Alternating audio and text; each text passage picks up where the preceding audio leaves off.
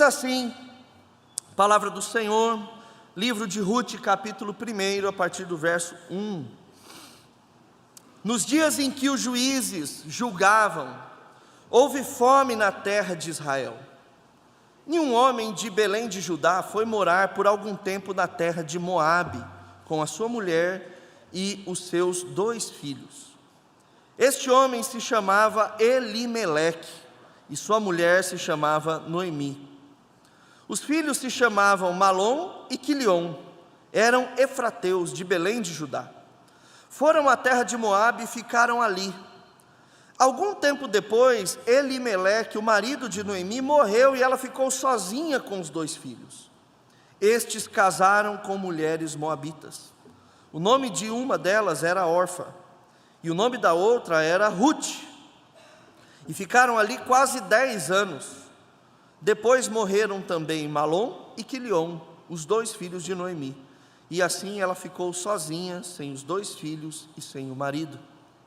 Então Noemi voltou da terra de Moabe com as suas noras, porque ainda em Moabe ouviu que o Senhor havia se lembrado do seu povo, dando-lhe alimento.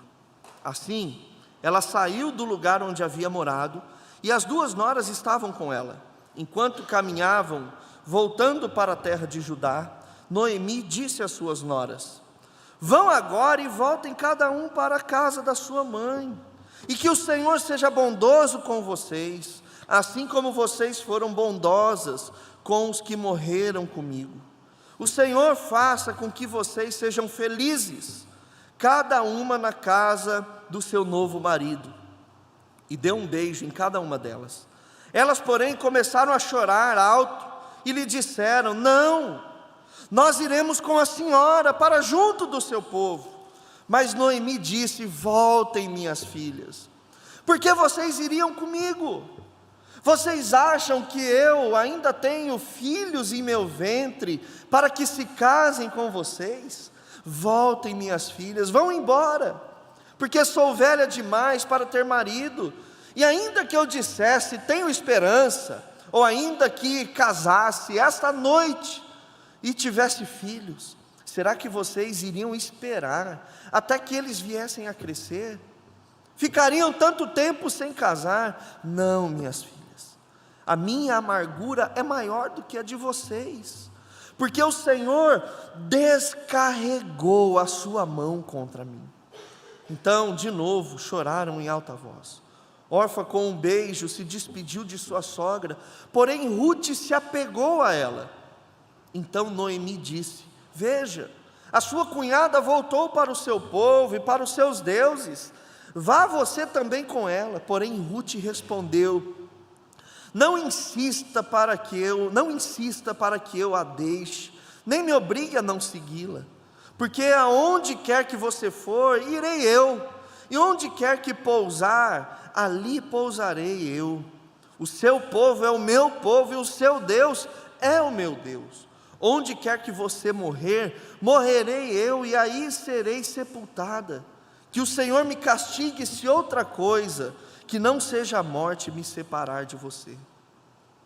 Quando Noemi viu que Rute estava mesmo decidida a acompanhá-la, deixou de insistir com ela. Então ambas se foram até que chegaram a Belém. E aconteceu que ao chegarem ali, toda a cidade se comoveu por causa delas. E as mulheres perguntavam: essa não é Noemi? Porém ela lhes dizia: não me chamem de Noemi, mas de Mara, porque o Todo-Poderoso me deu muita amargura. Quando saí daqui eu era plena, mas o Senhor me fez voltar vazia. Por que então querem me chamar de Noemi? Se o Senhor deu testemunho contra mim, e o Todo-Poderoso me afligiu. Foi assim que Noemi voltou da terra de Moabe com Rute, sua nora moabita, e chegaram a Belém no começo da colheita da cevada. Noemi tinha um parente de seu marido, dono de muitos bens da família de Elimeleque, o qual se chamava Boaz. Rute, a moabita, disse a Noemi: deixe-me ir ao campo para apanhar espigas, atrás daquele que me permitir fazer isso. Noemi respondeu: vá, minha filha. Ela se foi, Chegou ao campo e apanhava espigas atrás dos ceifeiros. Por casualidade, entrou na parte do campo que pertencia a Boaz, que era da família de Elimeleque. Eis que Boaz veio de Belém e disse aos ceifeiros: que o Senhor esteja com vocês. E eles responderam: que o Senhor o abençoe. Depois Boaz perguntou ao servo encarregado dos ceifeiros: de quem é essa moça? O servo respondeu: essa é a moça moabita que veio com Noemi da terra de Moabe. Ela me pediu que a deixasse recolher espigas e ajuntá-las entre os feixes após os ceifeiros. Assim, ela veio e ficou aqui desde a manhã até agora. Só parou um pouco para descansar no abrigo. Então Boaz disse a Rute: escute, minha filha, você não precisa ir colher em outro campo, nem se afastar daqui. Fique aqui com as minhas servas, fique atenta ao campo onde forem colher e vá atrás delas. Eu dei ordem aos servos para que não toquem em você. Quando você ficar com sede, vá até as vasilhas e beba da água que os servos tiraram. Então Rute se inclinou, encostando o rosto no chão, disse a Boaz: porque o Senhor está me favorecendo e se importa comigo se eu sou uma estrangeira? Boaz respondeu: já me contaram tudo o que você fez pela sua sogra, depois que você perdeu seu marido. Sei que você deixou pai, mãe e a terra onde você nasceu, e veio para um povo que antes disso você não conhecia. O Senhor lhe pague pelo bem que você fez, que você receba uma grande recompensa do Senhor, Deus de Israel, sob cujas águas você veio buscar refúgio, veio buscar refúgio. Então Rute disse: meu caro Senhor, você está me favorecendo muito, pois me consolou e falou ao meu coração, ao coração dessa sua serva, e eu nem mesmo sou uma das suas servas. Na hora de comer, Boaz disse a Rute: venha cá e coma do pão, molhe o seu bocado no vinho. Ela se sentou ao lado dos ceifeiros e Boaz lhe deu grãos tostados de cereais. Ela comeu até ficar satisfeita e ainda sobrou. Quando ela se levantou para ir apanhar espigas, Boaz deu ordem aos seus servos: deixem que ela apanhe espigas até no meio dos feixes, e não sejam rudes com ela. Tirem também algumas espigas dos feixes e deixem cair para que ela as apanhe, e não a repreendam. Assim Rute esteve apanhando espigas naquele campo até de tarde. Depois debulhou o que havia apanhado, e quase 20 litros de cevada foi o que recolheu. Ela pegou o cereal e voltou para a cidade, e a sogra viu quanto de cereal ela havia conseguido apanhar. Rute também deu para a sogra a comida que lhe havia sobrado, depois que ela comeu até ficar satisfeita. Então Noemi perguntou: onde você foi colher hoje? Onde trabalhou? Bendito seja aquele que acolheu você com tanta generosidade. E Rute contou à sua sogra onde havia trabalhado e acrescentou: o nome do homem com quem trabalhei hoje é Boaz. Então Noemi disse à sua nora: que ele seja abençoado pelo Senhor, que não deixou de ser bondoso nem para com os vivos, nem para com os mortos. E Noemi acrescentou: este homem é nosso parente chegado e um dos nossos resgatadores. Então Rute, a moabita, disse: ele também me disse que eu posso continuar com os servos dele até que ele termine de fazer a colheita. Noemi respondeu: é melhor mesmo que você vá com as servas dele, minha filha. No outro campo poderiam maltratar você.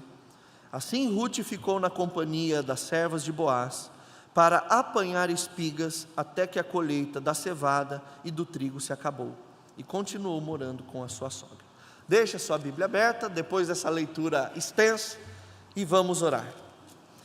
Senhor, muito obrigado por essa manhã tão especial, pela leitura da Tua Palavra. Como é maravilhoso poder ler a Palavra do Senhor, e que o Senhor fale conosco através dela, expondo a Tua vontade aos nossos corações. Oramos assim, Pai, em nome de Jesus, amém, amém. Queridos, a história que nós acabamos de ler é uma história dura, muito dura, e ela se parece muito com as histórias que nós enfrentamos em nossas vidas.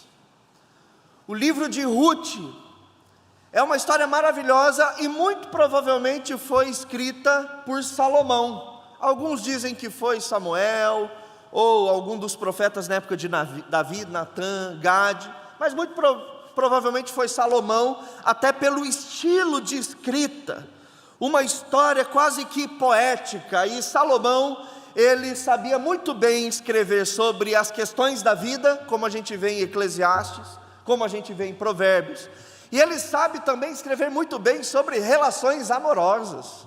É de Salomão o livro de Cânticos dos Cânticos, o livro mais romântico de toda a Bíblia. Então provavelmente tenha sido Salomão. Mas, a despeito da beleza dessa história, ela foi gerada num cenário extremamente caótico. O último versículo do livro de Juízes poderia ser muito bem o primeiro versículo do livro de Ruth.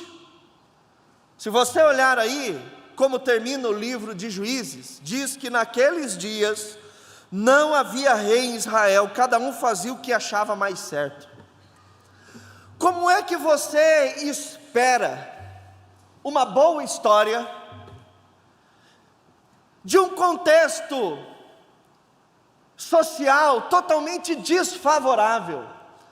Como pode-se ter um coração que nutre esperança em uma realidade onde cada cabeça faz a sua sentença?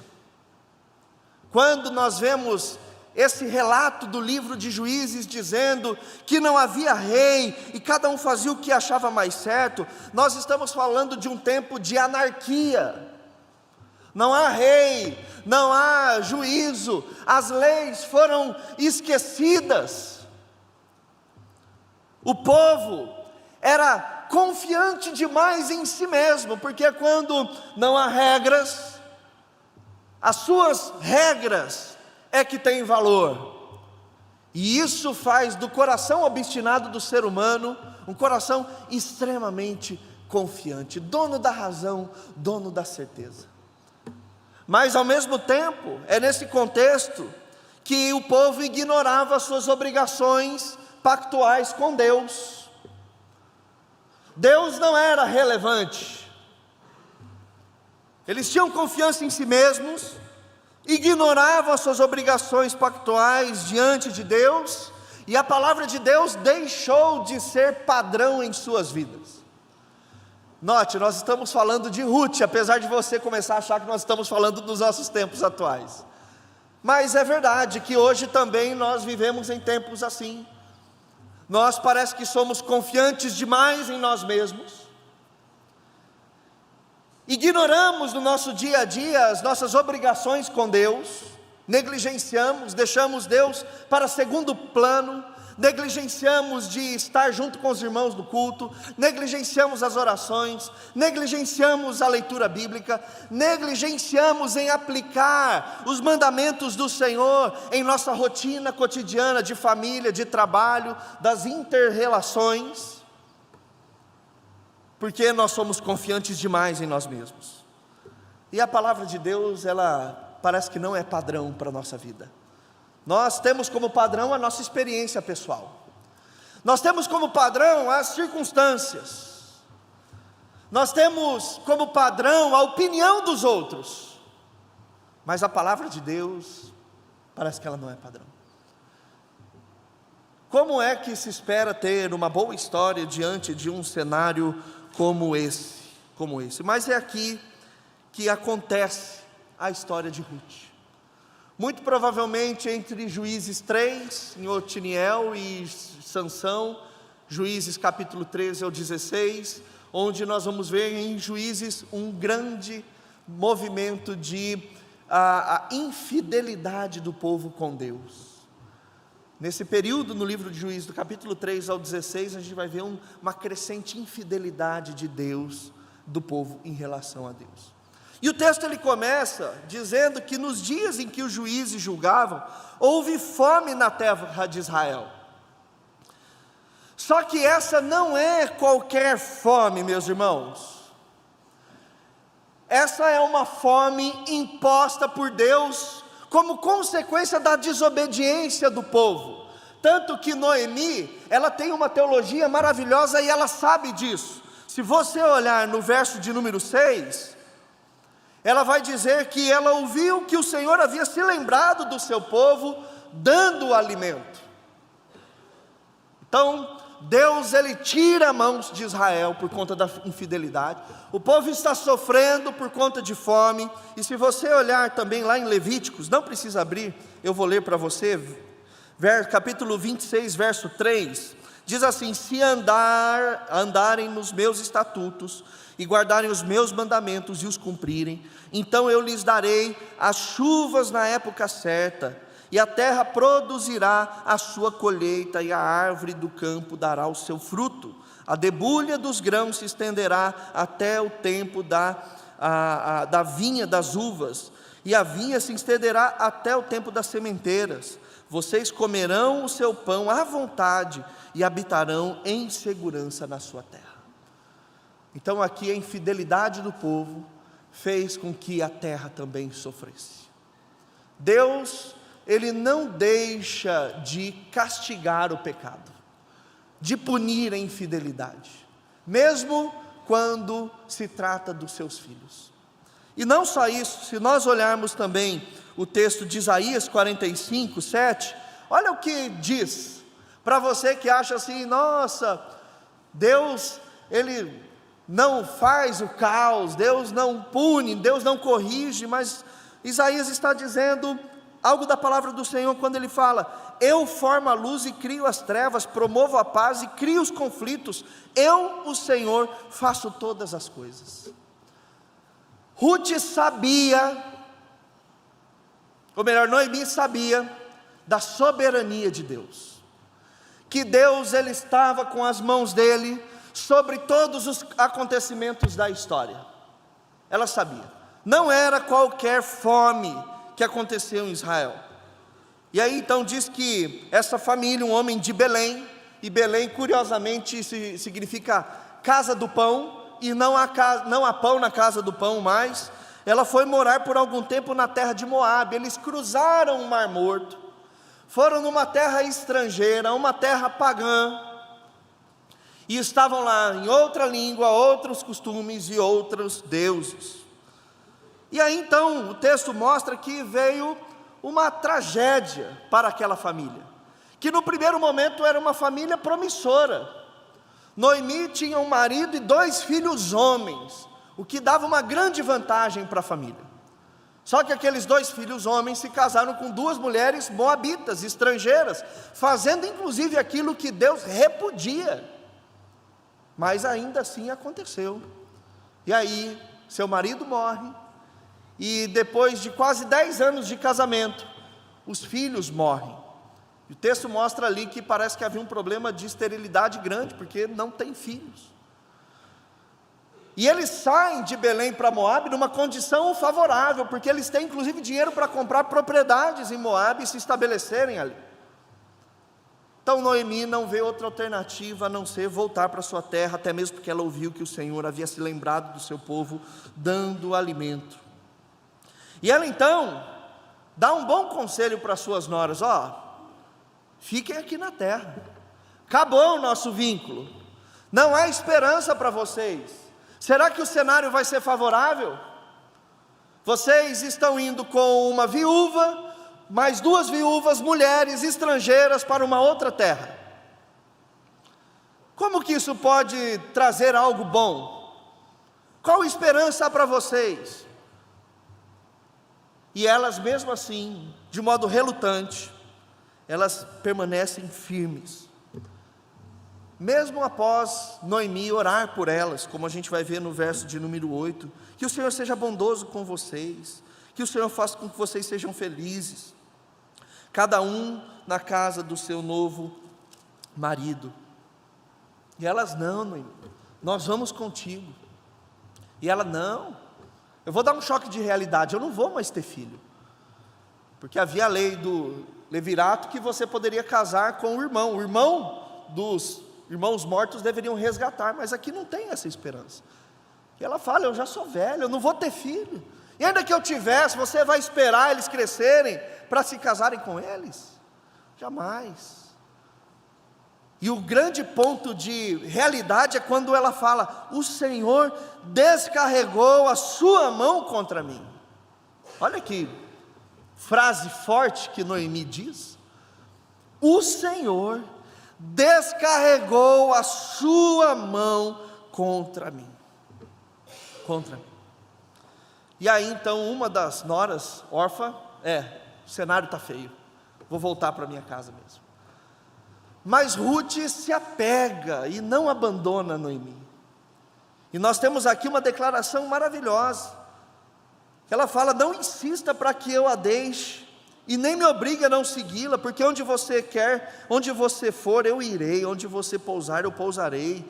O seu povo é o meu povo, o seu Deus é o meu Deus. Onde você morrer, morrerei e serei sepultada. E que o Senhor me castigue, se outra coisa que não seja a morte me separar de você. É um livro com declarações fortes o tempo todo.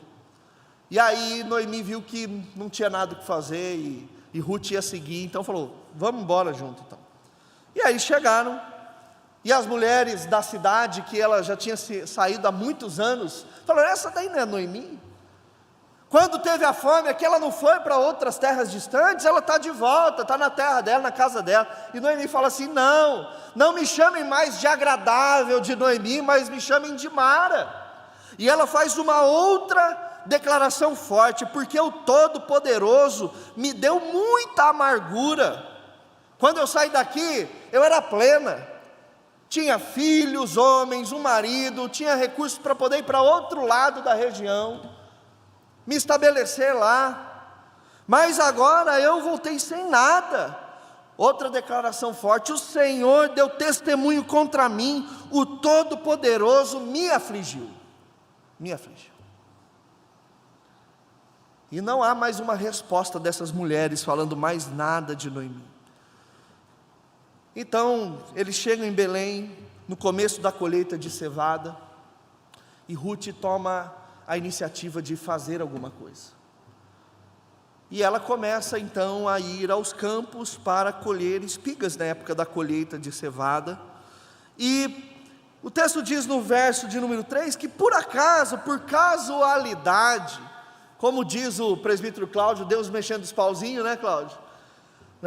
Por casualidade, mas não era casualidade, ela entrou no campo do parente resgatador, que até então ela não sabia, nem Noemi avisa ela, nem Ruth sabe, mas Deus ali já está movimentando as coisas. E ela começa a colher. Boaz, que era um homem rico, vai até o lugar de colheita também. Geralmente os donos não participavam disso, eles tinham os empregados. Mais uma vez Deus articulando, mas os desavisados podem dizer por casualidade. E aí Boaz fica curioso: quem é essa estranha que está aqui junto com os meus trabalhadores? E aí contam a história. Aí Boaz sabe então que ela é nora de Noemi, sua parenta. E aí então Boaz favorece ela, inclusive dizendo aos servos para que não toquem, não batam nela ou não molestem sexualmente ela. E aí então Ruth se inclina a Boaz e diz: por que o Senhor está me favorecendo, se importa comigo que sou uma estrangeira? E aqui, irmãos, a gente vê muito do Evangelho. Sei que você deixou pai e mãe, terra onde você nasceu, para um povo que antes disso você não conhecia. É o que diz Mateus 19, aquele que deixar pai e mãe por minha causa, receberá bênçãos por toda a eternidade. Aqui é uma conexão forte com as palavras de Jesus, tanto que mais adiante, no verso de número 14, quando Boaz diz para Noemi, ou para Ruth comer com ela, ele diz: venha cá, coma do pão, molhe o bocado no vinho. A mesma movimento que Jesus nos faz em nos incluir na mesa do banquete. Quando nós, mesmo sendo pecadores e estrangeiros, somos favorecidos, incluídos na aliança com o Pai. E aí depois de toda a fartura, Noemi recebe a sua nora e dá uma palavra de bênção lá no verso 20 de gratidão a Boaz, mas ela ora a Deus dizendo: o Senhor Deus que não deixou de ser bondoso nem para com os vivos, nem para com os mortos. Olha como as coisas mudaram na história de Ruth e na história de Noemi, ao final do capítulo de número 2. Uma história que começa com uma tragédia e agora termina com esperança. É uma história muito linda. Essa é a parte 1, à noite nós vamos fazer a parte 2, então venha também à noite, ou assista em casa, esse sermão dividido em 2 partes. Mas nessa primeira parte, meus irmãos, fala muito claro da história de Deus. Porque antes de falar da história de Noemi, de Ruth, da tragédia que se abate sobre aquela casa, ou sobre a vida de Boaz, que surge como um homem dadivoso, num contexto extremamente terrível, onde cada um fazia aquilo que dava na sua mente, nós vemos a verdade, é a história de Deus latente, e sendo anunciada em letras garrafais, através da história de Ruth. E esses 2 capítulos que nós acabamos de ler, ele nos ensina algumas coisas. Eu gostaria de trazer 3 aplicações e lições preciosas desses 2 capítulos para as nossas vidas. A primeira delas é que na história de Deus, é um tremendo erro humano, na história de Deus, é um tremendo erro do ser humano, tentar interpretar Deus e seu caráter à luz das circunstâncias, quando na verdade nós precisamos interpretar as circunstâncias à luz de Deus e do seu caráter. E nós vamos ver isso claramente na maneira como Noemi enxergava Deus, porque para Noemi não há conflito entre o castigo de Deus e a bondade de Deus. Vocês repararam que da mesma maneira que Noemi, ela diz que Deus fez da vida dela amarga, que Deus descarregou a mão dele sobre ela, que Deus, Ele fez da vida dela, deu muita amargura, que deu testemunho contra ela. Noemi é a mesma mulher que está orando pelas suas noras. Noemi é a mesma mulher que está vendo que Deus estendeu a mão dele de novo em Belém, e ela pode ir lá porque lá tem alimento. Noemi é a mesma mulher que, mesmo tendo recebido a carga de Deus, ela está louvando a Deus, dizendo que o Senhor Deus não deixou de ser bondoso.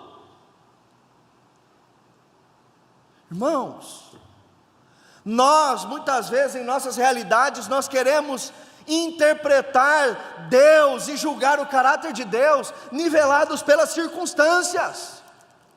Que Deus é esse? Que Deus é esse que permite tantas coisas? As circunstâncias são desfavoráveis, e aí quando as coisas não dão certo, quando nós não estamos felizes, quando nós não estamos com os nossos egos acariciados, nós estamos com o coração perto de desviar. Já viu? Deus não está sendo bom comigo, eu vou desviar, eu vou sair da igreja, vou parar de orar, vou parar de ler a Bíblia.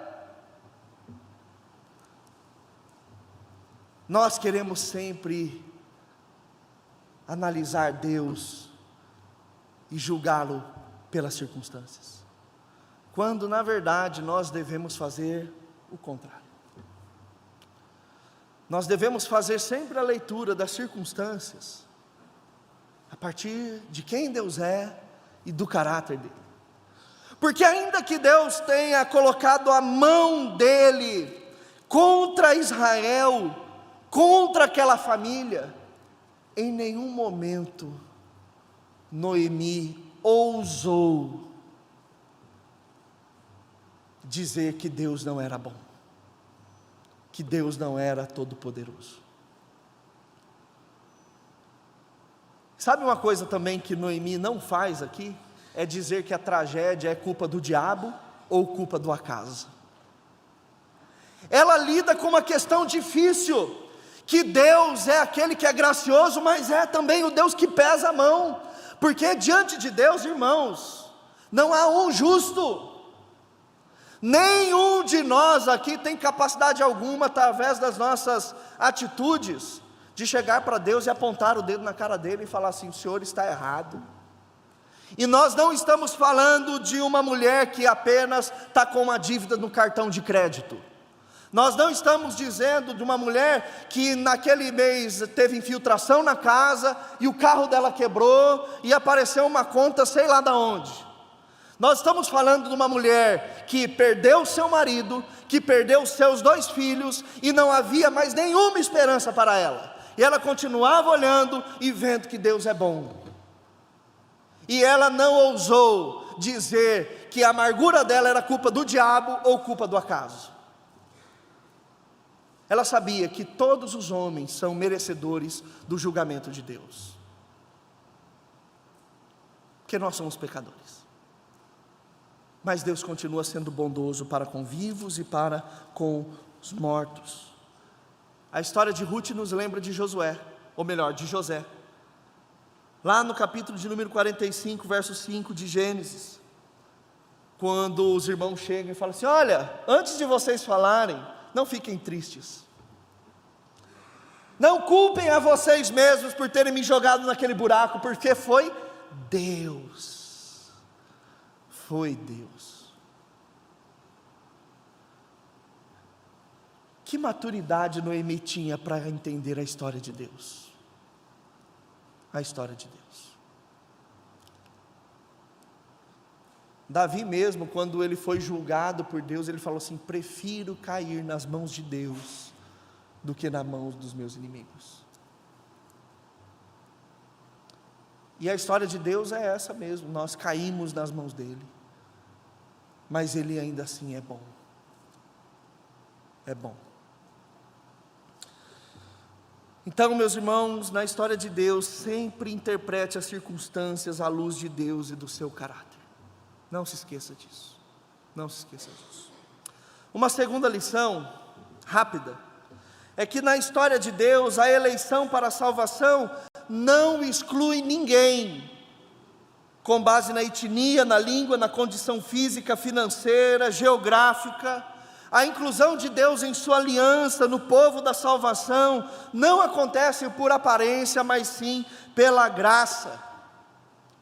Isso nós vamos ver aqui através da vida de Ruth. Ela era uma moabita. Ah, pastor, mas tá, moabita o que é? Moabita é o samaritano do Novo Testamento. No Antigo Testamento era um moabita, talvez até pior. Sabe como que surge o povo moabita? Ló. Quando Ló se separa de Abraão, aí ele vai para Sodoma e Gomorra, Deus destrói aquela cidade. Ló com suas 2 filhas saem errantes, e elas vendo que não vai ter marido, não vão ter linhagem, elas falam o quê? Vamos dar um porre no nosso pai, vamos embebedar ele, vamos ter relação sexual com ele. E elas têm, a filha mais velha, a filha mais nova, elas engravidam do próprio pai. E da filha primogênita surgem os moabitas, ela deu nome ao filho de Moabe. E também surge da mais nova, os amonitas. Olha como surge esse povo. Aí quando Israel está em peregrinação para a terra prometida, o rei de Moabe, Balaque, ele é instigado por Balaão, lembra o episódio da mula? Que esse profeta chega assim: vamos fazer com que o povo de Israel caia em pecados sexuais, e o povo cai. Por isso naquele dia Deus disse: eles nunca se assentarão comigo na assembleia, com o povo de Deus. Há 37 citações do povo moabita no Antigo Testamento, e das 37 vezes, 35 são negativas. E Deus, pela sua providência, inclui quem? Ruth, uma moabita. Agora, o mais interessante disso, meus irmãos, é que se você olhar lá em Mateus, no primeiro capítulo, quando fala da genealogia de Jesus, é uma genealogia paternal, patriarcal. Mostra de como Jesus é o Messias através da linhagem dos homens. E sabe que nessa genealogia só aparecem 4 nomes de mulheres. Só 4 nomes de mulheres. E aparecem justamente aquelas que deveriam ficar escondidas. Porque aparece Tamar, que é uma cananita estrangeira, que foi mãe de Pérez,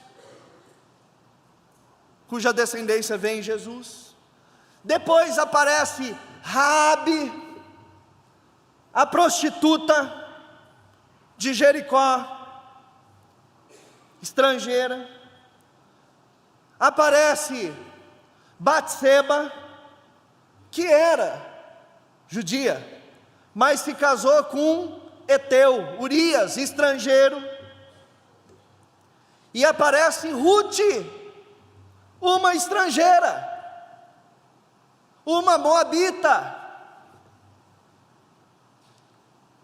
E o final dessa linhagem se dá com Maria, que inclusive ali era acusada de fornicação. Como pode ter filho do Espírito Santo? Ela teve um relacionamento extraconjugal aí, fornicou com José e engravidou. Vamos esconder essas histórias. Mas Mateus está dizendo: não, não. Deus, Ele acolhe para si, Ele chama para si, Ele elege para a salvação, não com base na etnia, na língua, em condições físicas, financeiras, geográficas, não por aparência, mas pela graça. Pela graça. E essa é uma palavra inclusive de consolo para cada um de nós, porque nós, se pudéssemos, esconderíamos o nosso passado. Se nós pudéssemos, ao invés de ficarmos evidentes, nós nos ocultaríamos. Tamanha vergonha de quem nós somos, nossas origens, nossos pecados, nossa identidade. Mas é aí que a Bíblia mostra ao contrário. E é da linhagem dessa moabita, dessa prostituta, da mulher de Urias, de Tamar, a estrangeira, é que vem Davi, é que vem Jesus Cristo, é que vem Jesus Cristo. Então, irmãos, que nós possamos entender a história de Deus, ela é diferente.